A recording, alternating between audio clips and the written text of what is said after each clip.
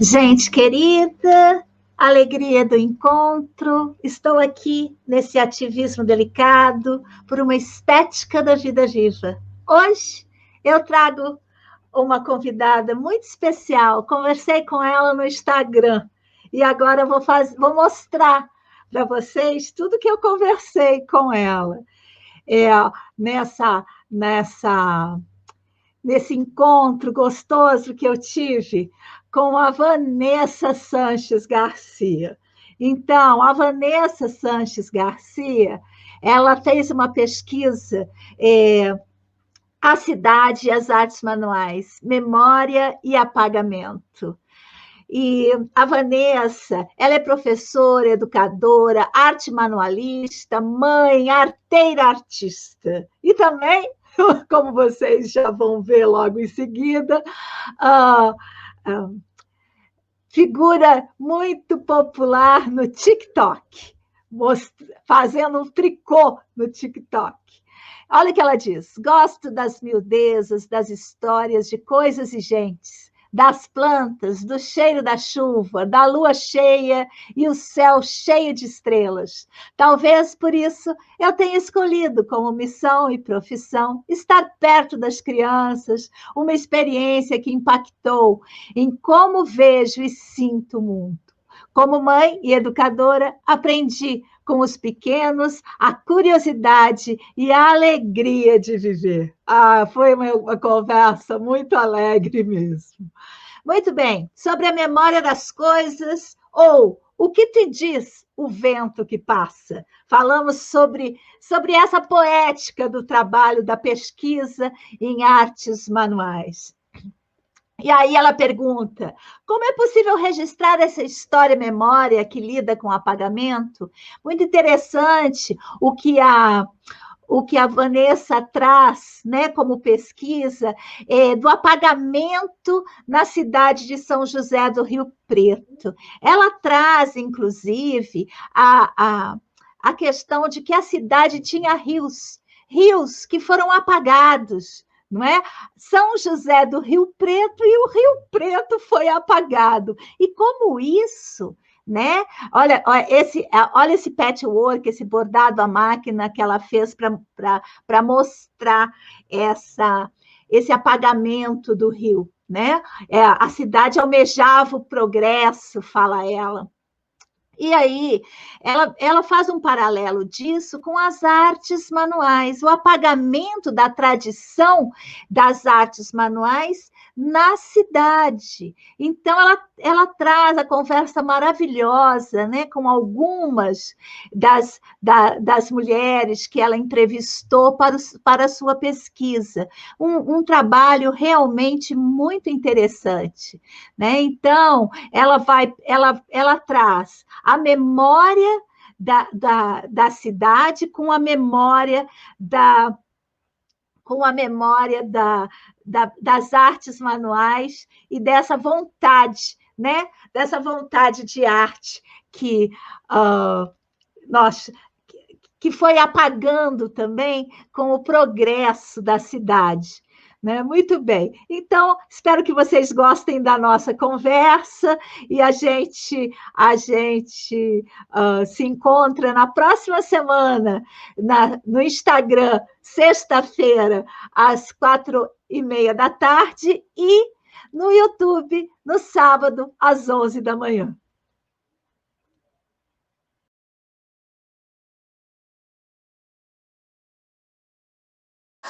Vamos falar de pesquisa? Me conta aí. A cidade que você está é São José do Rio Preto. E é um muito pouco dessa coisa, imagino. E é um pouco dessa dinâmica dessa cidade que aparece também na sua pesquisa, não é, sim, Vanessa? A minha pesquisa é olhar para as artes manuais, para essa memória, para o apagamento, né, e para as relações entre os processos de urbanização, para os processos de modernização, como a cidade foi lidando com esse apagamento das artes manuais, da história, dos rios, né? Porque eu falo um pouco sobre isso, né? Me chamou muita atenção, quando você veio com a sua ideia Eu fiquei tão surpresa, Vanessa. Foi uma coisa assim, de todas as pesquisas que tinham na sua turma, a sua pesquisa trouxe um olhar perspectival muito interessante. Você fez uma diagonal, né? Geográfica e histórica, junto às artes manuais. Então, na minha leitura da sua pesquisa, você estava na sua cidade, olhando o rio, né? E aí você pensou, esse rio canalizado, muitas partes dele.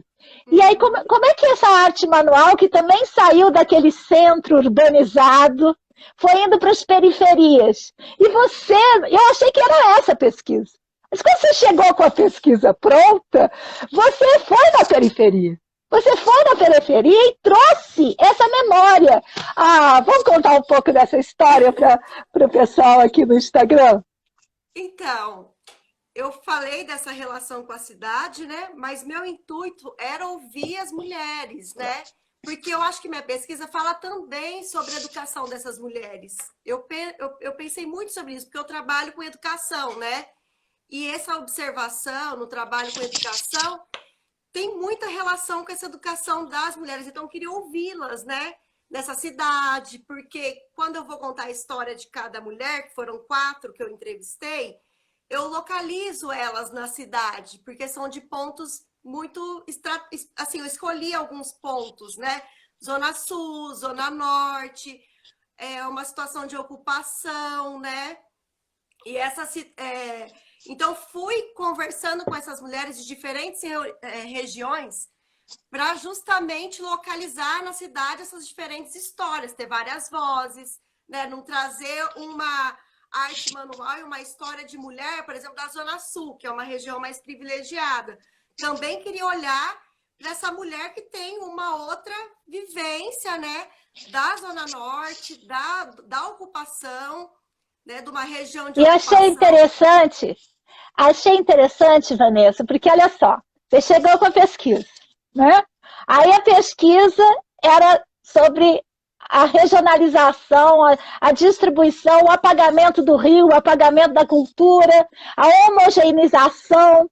Aí você foi lá nas mulheres entrevistar, mas não só isso você fez. A pesquisa podia ter terminado nessa primeira etapa, que era a primeira coisa, nessa segunda, que era abrir a escuta para mulheres de diferentes lugares da periferia, né, das ocupações, mas aí você também trouxe a pesquisa na cultura material. Você trouxe essa materialidade, não foi? Você fez, inclusive, você fez coisas, né? Eu fiz um monte de coisa. Muita coisa, gente. Um PET, que é o mapa da cidade. E esse mapa... Isso é muito legal. Pena que essa telinha do Instagram é pequena, porque a gente é muito excessiva, né? Tem muita coisa grande. Olha só, é o mapa de São José do Rio Preto. Essa parte azul, vê se você consegue mostrar. É o rio, não é isso? É a represa. E abre um pouquinho. Ele é o rio que foi canalizado, então essa região ela ficou maior, né? Porque o rio ele foi represado nesse espaço. Mais no centro da cidade, eles fizeram como que um lago, assim, uma represa, isso. Canalizaram tudo e fizeram tipo uma área de lazer, que no seu trabalho a gente vê logo na capa, né? O rio todo urbanizado, espaço para urbano, né? Isso, e os principais córregos, que é onde a cidade foi surgindo, que é o córrego Borá e Canela, eles já não existem mais, assim, eles foram soterrados, foram canalizados, pavimentados, a gente passa sobre esses rios. Só que tem alguns problemas, né? Porque na época das chuvas já gastaram muito dinheiro para resolver esse problema.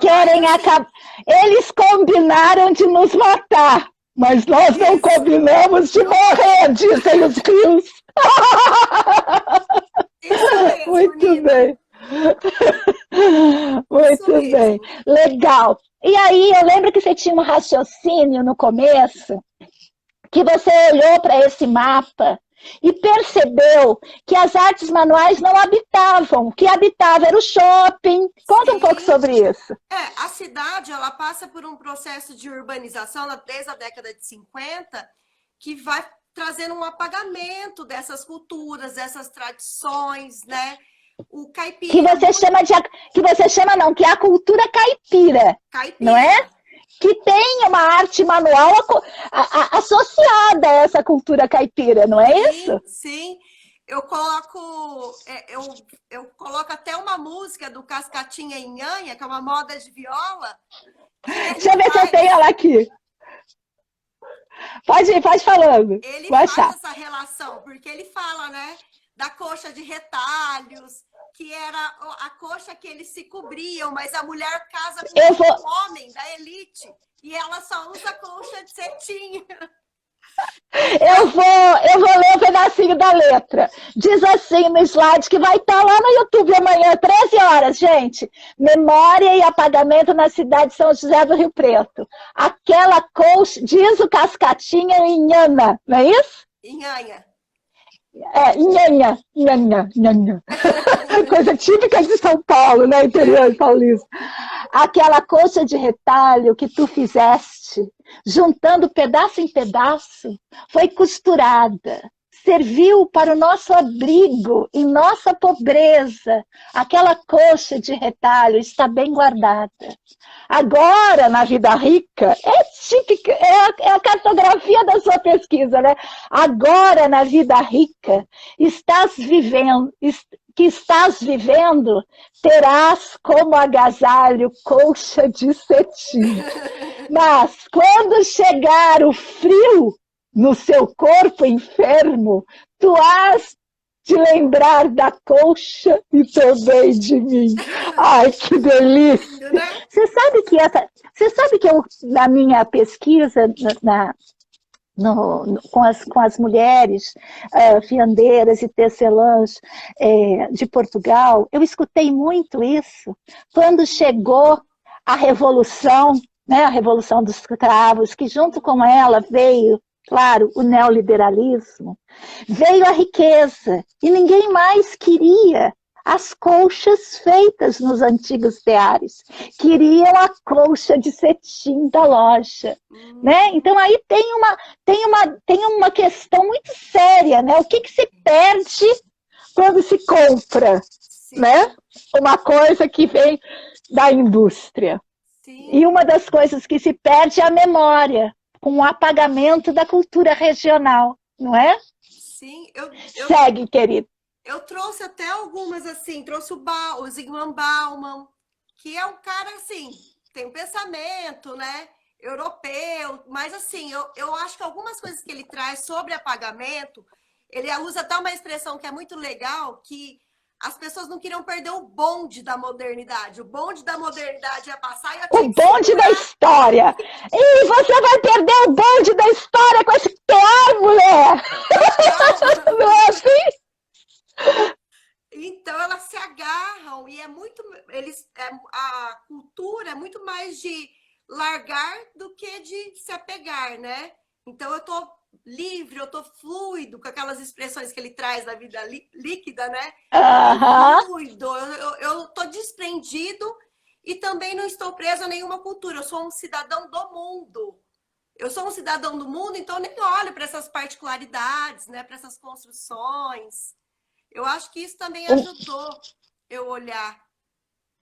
E é interessante como isso também, a gente começa a perceber uma homogeneização. Se você está na periferia da sua cidade, é a mesma coisa da periferia daqui de Juiz de Fora. Por quê? Porque a cultura de massa, ela invade o guarda-roupa, ela invade o modo de ser, ela pastoriza tudo. E antes, né, antes dessa loucura toda que a gente agora deu no que deu, né? Antes dessa loucura toda, cada lugar tinha o seu próprio repertório, né? Por exemplo, vou usar de novo a minha pesquisa de campo, para conversar com a sua. A minha pesquisa de campo lá em Portugal, cada região tem uma tradição de bordado. Cada região tem um modo de fiar diferente. Cada região faz a tecelagem com uma padronagem específica. Se a gente pensar lá também na Escócia, com a tradição do tricô, cada um daqueles tricôs, aqueles astracãs, tem uma técnica específica daquela cultura. Quando você homogeneiza tudo, que você chega com o trator do neoliberalismo, com o trator do consumo, você fica tudo igual. Fica tudo igual e não fica nada. Porque isso que fica igual não tem força. Você não acha, não? Ô, Nina, mas é por isso que eu quis ouvir as mulheres também. Porque eu falei, essas mulheres têm uma cultura de arte manual para mostrar. Então, assim, por exemplo, quando eu ouço a Dona Alzira, que é uma imigrante, filha de imigrantes italianos, que chegam no início aqui da cidade, ela traz uma bainha aberta, ela vai falar, né? Ela vai fazer isso, então... Eu vou ler o trechinho da Dona Alzira, que eu adoro, tá bom? No auge dos seus 83 anos, a Dona Alzira me recebeu em sua casa, na zona sul da cidade, um bairro de classe média alta, onde mora há mais de 20 anos. Por todos os cantos da casa, há trabalhos manuais, crochês, linhas muito finas e pontos delicados. Ela preparou uma mesa na qual expôs suas produções, bordados em tecidos engomados. Fala dela pra gente, Vanessa. Então, a Dona Alzira é uma bordadeira, ela se orgulha muito de ter bordado várias camisolas de batismo, porque ela fazia esses bordados para essa elite, né, Nina? Ela estava ali, nesse lugar. Mas é um outro lugar muito importante aí para a gente pensar. Sim. Porque as artes... Pimenta caiana, coloquei no meu chá, eu tô pelejando. Já acabou a água, não tem ainda. E aí, se a gente for pensar na tradição das bordadeiras, das engomadeiras, né? A gente viu até no aquela pessoa das elites que teve no congresso conosco, dizendo das bordadeiras. Então, as artes manuais sempre estiveram nesse lugar de servir as classes nobres, né? A elite. Então, sempre foi esse lugar, né, de apreciar pelo gosto refinado da elite. Não é mesmo? E eu acho que a Dona Alzira, ela retrata essa artífice que sobreviveu dessa elite. E eu fico pensando, como nós, hoje em dia, continuamos reproduzindo isso muitas vezes.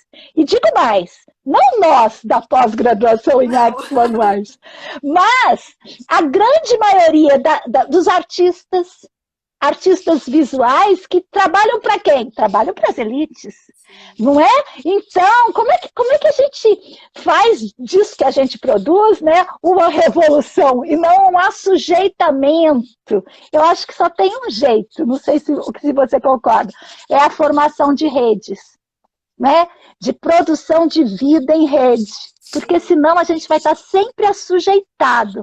Sim. Olha só, deixa eu ler uma coisinha que eu li aqui. Eu não estou lendo tudo, mas caiu numa coisa aqui, ó. Nossa, saiu. Ai, eu não dou conta desse Instagram, que ele fala muito rápido. Verdade, fala a Sandra. Quando viajamos, notamos essa padronização. Achar algo da região é raridade. Muito bem, vamos seguindo então. Não é? Eu acho que essa questão da formação de redes tem muito a ver com a pesquisa com as mulheres na ocupação da Vila Itália. Porque quando eu fui lá, e eu acho que quando a gente vai para essas comunidades, eu falei isso no congresso, a gente precisa ficar muito despido do nosso olhar colonialista, sabe, Nina? Porque a gente tem isso, né? A gente tem esse olharzinho viciado e precisa pensar sobre isso. E aí... eu conversei com um grupo de mulheres e elas buscam muito essa questão do protagonismo, né? Elas estão buscando e elas querem esse protagonismo nas artes manuais. Então, assim, nos discursos, né? No que a gente conversou lá, foi muito interessante, né? E a cidade, voltando ao assunto da cidade, é uma cidade que não aceita essa questão da ocupação, né? Eu até começo com uma frase de um taxista que diz assim: Rio Preto é uma cidade muito boa. Ela não tem favelas na época, foi em 2010, que a ocupação começa em 2016. Só que assim, as pessoas também não tinham moradia, ou as moradias que foram se constituindo, tem um processo de desfavelização aqui em Rio Preto no ano 2000, que ele foi muito ruim para a cidade, porque ele construiu casas muito pequenas, eles tiraram as pessoas das ocupações e levaram para lugares que também não eram favoráveis, e teve uma crítica muito grande no país em relação à cidade, né? E aí, lá... Que são processos de higienização, não é, Vanessa? São processos de higienização que tendem a uma eugenização. Sim. Né? Como a gente está vendo agora na pandemia. Os discursos são eugenistas. Eu trouxe uma coxa para mostrar, que é uma coxa dessas mulheres, que é algo que, assim, é um patchwork que elas estão fazendo lá. Olha que lindo. Esse padrão é uma coisa que me chamou muita atenção, que ele se chama log cabin. É um padrão americano que significa cabana de madeira. E elas não sabiam desse nome. Quando eu cheguei, eu vi que isso foi muito simbólico para mim, porque elas estão em cabanas de madeira fazendo um log cabin, né? Que até eu conto que a dona Iraides, que é a mulher que eu entrevistei, mas tinha outras lá também, ela vai na cidade, olha os padrões, chega e tenta reproduzir. Então, ela faz muito, essa questão da aprendizagem do olho é muito lindo. Então, ela tentou reproduzir e eu acho que, assim, é um padrão que tem uma história muito importante, né? Depois, é que essa pesquisa não termina, né, Nina? Nunca! A gente Nossa! E agora eu estou olhando bastante para esses padrões de patchwork e lá nos Estados Unidos, eles foram muito importantes. Muitos escravos foram libertos vendendo suas coxas de patchwork, sabe? Então, eu fiquei pensando muito nessa relação que tá sendo construída ali e que de libertação, de protagonismo da mulher, sabe? Elas querem essas experiências e, para mim, foi muito rico. Vanessa, olha só, lá no grupo da pós-graduação, num deles, acho que seu, rolou uma coisa da gente fazer um blog. Escreve sobre esse assunto, né? A Laura vai escrever sobre a experiência dela. Vamos fazer, a gente faz um blog e traz esses desdobramentos da pesquisa, né? Não precisa ser nem um texto, não, um texto curto, falando dos seus pensamentos sobre esse assunto. E porque essa imagem, né, dessa mulher que vai daí numa loja dessas finas por aí, olhar a padronagem e chega lá com os elementos que ela tem, né, do jeito que ela consegue, reproduz isso é tão maravilhoso que é como é que antropofágico, não é? O termo antropofagia pega a cultura do outro, mastiga e faz dela outra coisa. Eu acho que é esse viés antropofágico unido com a questão da produção de conhecimento em rede, de ação em rede, de fortalecimento financeiro em rede. Eu acho que isso vai trazer para a nossa área de artes manuais com hífen uma potência. Não é? Porque a gente não pode olhar para a gente também e falar assim, nossa, que horror, eu sou assim. Não, eu sou assim, mas sei fazer outra coisa. Eu sou assim, mas sei fazer antropofagia. Eu vou pegar essa parte minha, que que veio da colônia mastigar e fazer outra coisa. Eu acho que é isso que a gente tem que fazer, não é? Porque senão a gente fica num lugar também sem saída. O que eu vou fazer comigo? Eu sou assim, né? Com esse lenço no pescoço. Fazer o quê? Né? Então eu acho que a gente tem que criar potência. E essa potência se dá no olhar, né? No olhar o outro, perceber as sutilezas do fazer do outro, mas também de pegar tudo isso que nos constitui enquanto mulheres hoje do contemporâneo e produzir essa virada, né, do processo. Muito bem. Antropofagia, eis o nosso lugar, né?